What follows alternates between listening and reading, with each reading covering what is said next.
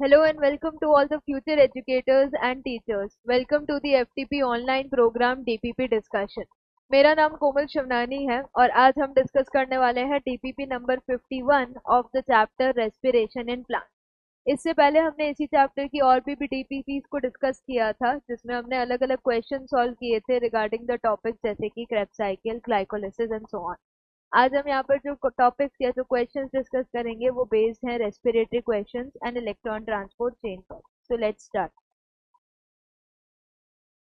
Question number 1 assertion reason type का question है जिसमें बोला जा रहा है कि जो रेस्पिरेशन है वो एक एम्फीबॉलिक प्रोसेस है। तो असर्शन में बोला जा रहा है कि respiration is an amphibolic process, ये बिल्कुल सही है।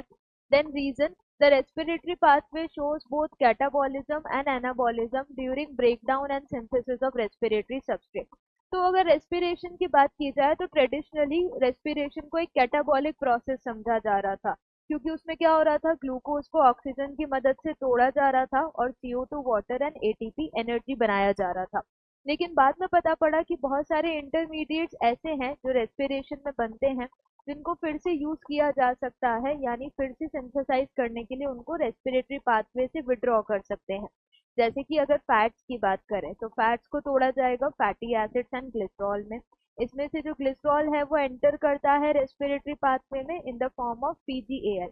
लेकिन जो फैटी एसिड्स है वो जाते हैं एसिटाइल कोएंजाइम ए के थ्रू क्रेब्स साइकिल में।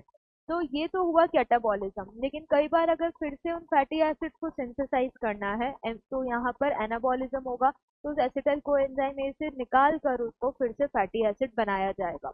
तो इसीलिए जो रेस्पिरेशन है या जो रेस्पिरेटरी पाथवे है वो एक एम्फीबॉलिक प्रोसेस है, ये बिल्कुल सही है। क्योंकि रेस्पिरेटरी पाथवे में हमें ब्रेकडाउन प्रोसेसेस यानी कैटाबॉलिज्म भी दिखा है जैसे कि अभी हमने एग्जांपल डिस्कस किया, एंड फॉर्मेशन यानी एनाबॉलिज्म भी दिखा है।